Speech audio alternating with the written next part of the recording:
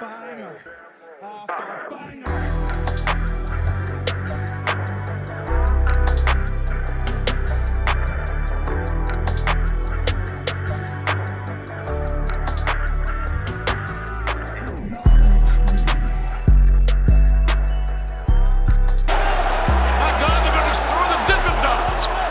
What's going on, guys? It's your boy Big Hero Chris back at you with another one.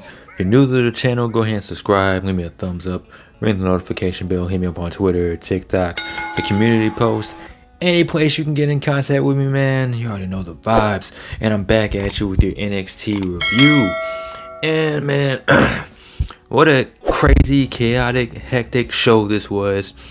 Continuing to set up for NXT Deadline, their next premium live event. And man, from start to finish, this episode of NXT, it was a lot, man. It was a lot going on. There was a lot of shenanigans. There was a lot of workplace violence going on. And it started off with the tag team match for the NXT Tag Team Championships. You had the D'Angelo family taking on Angel Garza and Humberto Carrillo.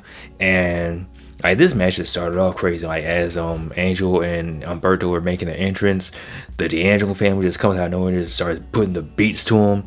Before the match even began, man, before the bell even rang, it was just like Violent City, man. There was even one spot where Stacks busted out the old Roman Reigns low blow spot. I'm like, oh man, he's been studying the Tribal Chief, and that's a good person to study. The D'Angelo family ended up getting the win, and this was just a crazy tag team match, but it was fun. It was a whole lot of fun. And my whole thing with Angel and Humberto is, I hope now they get called up to SmackDown and they get linked up with Santos Escobar, because that would be a pretty cool, combination.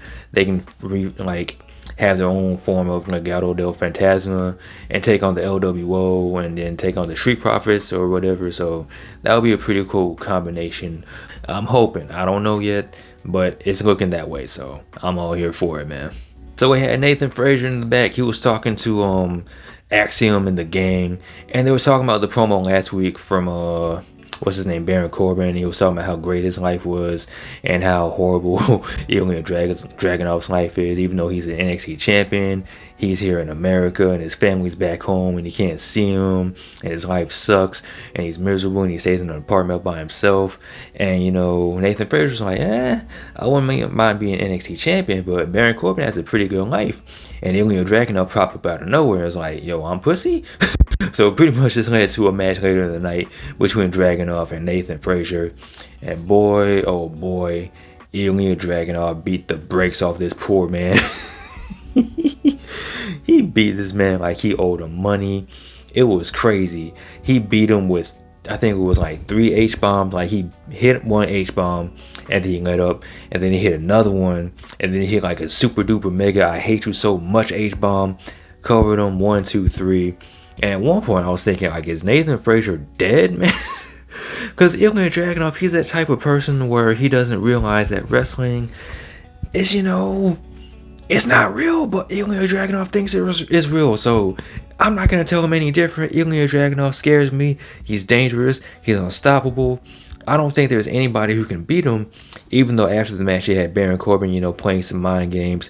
He was saying that, after he beats him at Deadline, he's gonna fly him back home. He's gonna even upgrade his, his seats to first class. I'm like, yo, Baron Corbin, you got a death wish, my boy, because Ilya Dragunov is nutso. So they're gonna go. Ilya Dragunov and Baron Corbin are gonna go face to face next week.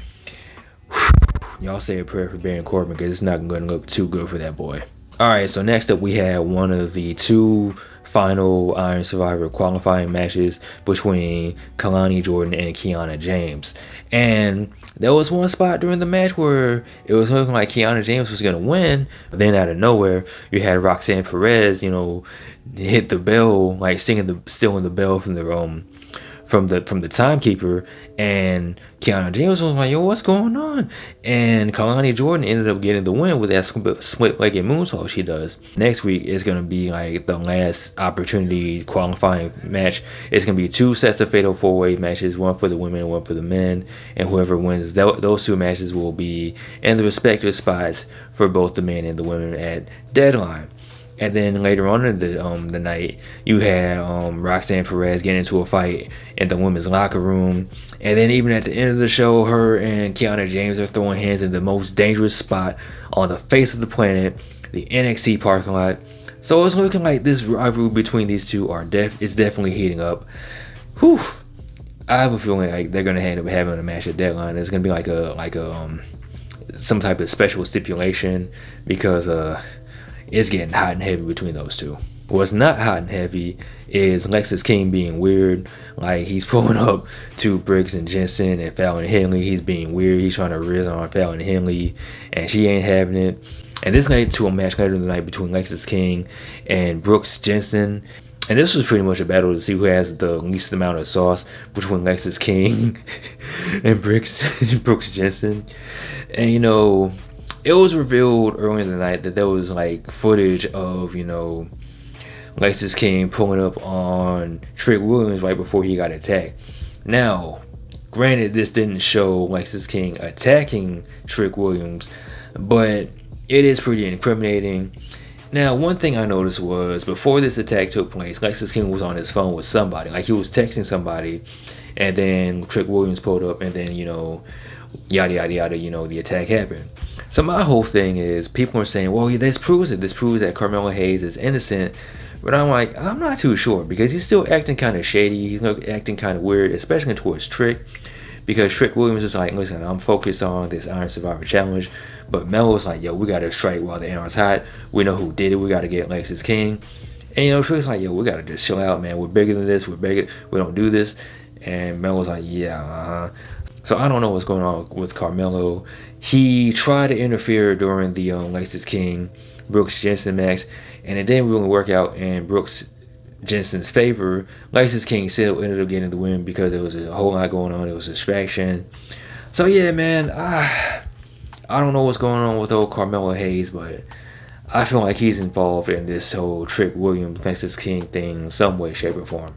Only time will tell, you know, what happened, but I have a feeling that he was the mastermind behind this whole thing from jump. Alpha Academy challenged the Metaphor to a 6-person tag team match next week, and the Metaphor accepted. So it's official. It's going to be a 6-person tag. The Metaphor taking on the Alpha Academy. It should be fun, man. I've been enjoying the interactions between these two teams. You know what I'm saying?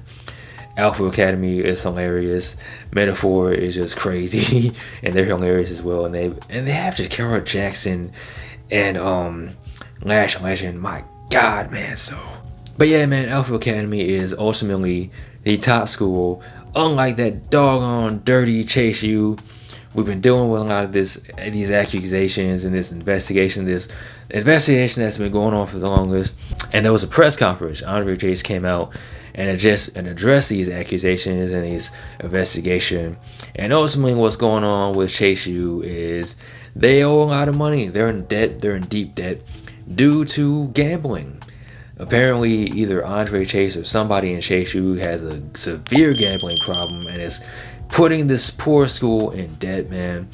And it seems like Andre Chase is covering for a whole bunch of people, whether it's Duke Hudson or JC Jane, you know what I'm saying? So it's a lot going on with the school. I knew I should have went to the Alpha Academy, but I opted to go to Chase U. What was I thinking? They're never gonna get these student loans back from me. Never, never, never.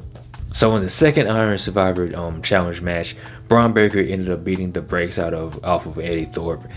And you know, I pretty much had a feeling that this was gonna happen. I like Eddie Thorpe, he's cool, but you know, Braun Breaker, he's Braun Breaker, man. Ain't nobody stopping this dude. He has a beard, he looks Dominican, he has one of the best spears in wrestling right now, so you know, there's that. He's in the match, so you know, good for him.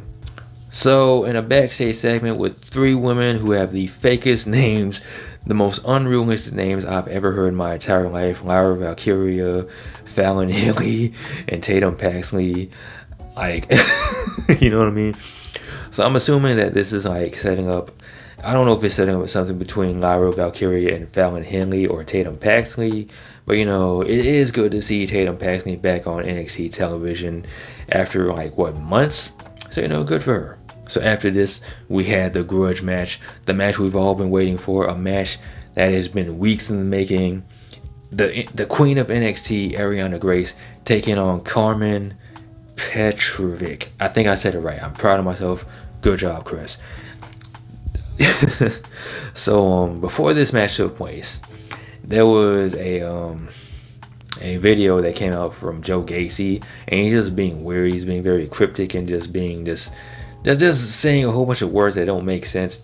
And this week's edition of Joe Gacy Says Weird Shit came from, you know, Under the Ring.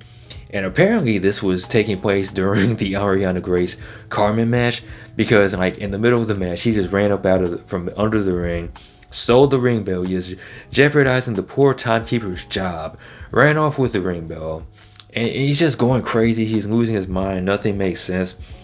And during the match, you know, she's putting a bit of a beat down on Ariana Grace, but Ariana Grace, using her in extreme intelligence, you know, temporarily blinding Carmen, whatever her last name is, won the match. She won it fair and square. She won it clean. And then after the match, you know, Joe Gacy pulled up out of nowhere and started ringing the ring bell. And I'm like, yo, what is wrong with Blood, man? What is he waffling on about? What is he talking about? What is he doing here? Why is he here? I'm pretty sure he thinks the earth is flat, and I'm pretty sure he doesn't use soap either. That's another story for another day. But you know, Ariana Grace ended up getting the win. So after this, we get to our main event, and this is a fatal 4-way match involving all former NXT North American champions. Yeah, Big Bronson Reed, Johnny Gargano, Cameron Grimes, and Wesley. And the thing is, if Wesley wins, he gets his shot at Dominic Mysterio for the North American Championship at Deadline. But if Wesley does not win, he can never, ever challenge for the North American Championship ever again. Now, this match was definitely the highlight of the entire show. This definitely gave me that good old NXT black and gold vibes that a lot of people miss. You know, I like NXT the way it is now, like with the shenanigans and the wrestling and, you know, a whole bunch of fine women. That's cool. But this did give me flashbacks to the good old days of NXT when it was a whole bunch of work rate and this is awesome chance and holy shit chance. This definitely, you know, restored that feeling for me. And I gotta say, Big Bronson Reed, man, he was definitely the MVP of this match. You know, he's throwing people around and slamming people and, you know, lifting all 3 men up at the same time and just slamming them all. And Johnny Gargano, you know, whenever Johnny Gargano comes back to NXT, this dude lights up like it's LeBron in Madison Square Garden. Like, he's hitting, you know, suicide dives and dude, that spear he does through the middle rope, man. Like, he's looking like the Johnny wrestling that so many people know and love. And, you know, Cameron Grimes, you know, he's over in NXT, so good for him. At towards the end of the match, of all people, Ivar came out. And, you know, he's continuing the feud between him and Bronson Reed. They had a match this past Monday on Monday Night Raw that went to a no contest. So Ivar came out dressed like a Viking in his full ring gear. Him and Bronson Reed fight. You know, they fight to the outside. They fight out of the arena or whatever. And Wesley ended up getting the win on Cameron Grimes. So it is indeed official at Deadline. It is going to be Wesley taking on Dominic Mysterio for the North American Championship. And honestly, man, I feel like the end of the Judgment Day is coming. You have the Creed brothers challenging Damian Priest and Finn Balor, I think, next week for the Tag Team Championships. And then you have Dominic, you know, facing Wesley for the North American Championship. So this might be the beginning of the end of the Judgment Day. I might be wrong. I might be off base with this one, but, you know, I wouldn't be surprised if at least one of these guys, you know, whether it's the tag team or Dominic Mysterio, ends up losing their championships going towards the end of the year, you know. So yeah, man, it's only a matter of time. But I love NXT. It's awesome. It's fun. It's a great way to spend two hours of your day, you know what I'm saying? It gets an honorary W as always. But let me know what you guys thought of this week's episode of NXT. Did you like it? Did you love it? Did you hate it? Did you not watch it? Let me know in the comment section below. Of course, as always, like, comment, and subscribe. You guys take care. Peace. I'm out. Peace.